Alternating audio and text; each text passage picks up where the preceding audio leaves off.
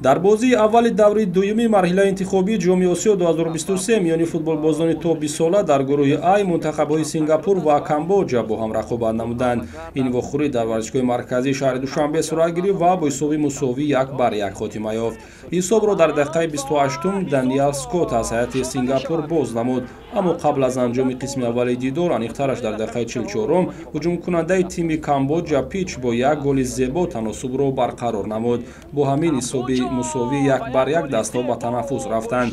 Дар қисмати дуюми дидор ҳарчанд ки бозигарони ҳарду ҷониб талоши зиёд намуданд, аммо ба задани гол мушарраф нашуданд.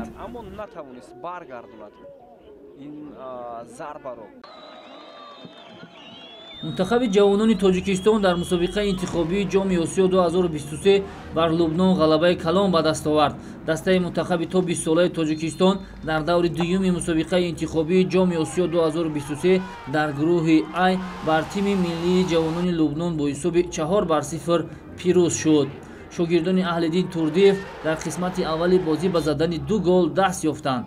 مهربان کریموف در دقیقه 14 بازی در مبارزه برای صاحب شدن توپ موفق گردیده آن را به دروازه رقیبان ارسال کرد. بعد از زدن گل فوتبالبازان منتخب تاجیکستان نسبت هنر و استعداد خود باوری بیشتر پیدا نموده ҳуҷумҳои худро боз ҳам бештар сохтанд. дар дақиқаҳои охири қисмати аввали бозӣ Фатулло Олимзода аз масофаи дуртар бо як зарбаи дақиқи худ дарвозабони тими миллии ҷавонони Лубнонро маҷбур намуд ки бори дуюм тӯбро аз дохили тури дарвозааш берун барорад. баъд аз танаффус як каме бозингарони ҷавони лубнонӣ низ фаъолтар шуданд ва тӯбро ба идораи худ гирифтанд, аммо ин бартарӣ низ дер давом накард. дар ин миён қайд кардан ба маврид аст ки Аҳлиддин Турдиевро зарур аст ки бо шогирдони худ дар масъалаи идораи эҳсосоти худ ва дар майдон пурсабру таҳаммулпазир буданро омӯзонад, зеро дар ҷараёни ин бозӣ якчанд маротиба бархӯрдҳо низ сурат гирифтанд ва дар ниҳоят барои ин амалҳо довари марказ ба 2 футболбоз Муҳаммад Алмаҳдӣ Алмасавӣ аз ҳайати тими миллии ҷавонони Лубнон ва Фатулло Олимзода аз ҳайати Тоҷикистон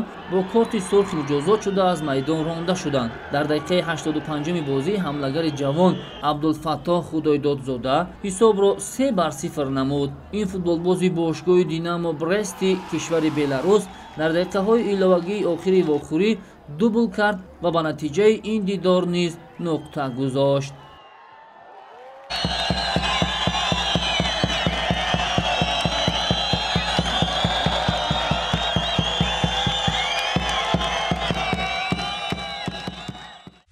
ҳамин тавр баъд аз анҷоми бозии даври дуюм тоҷикистон дар гурӯҳи Ай бо 4 имтиёз ба зинаи аввал баромад.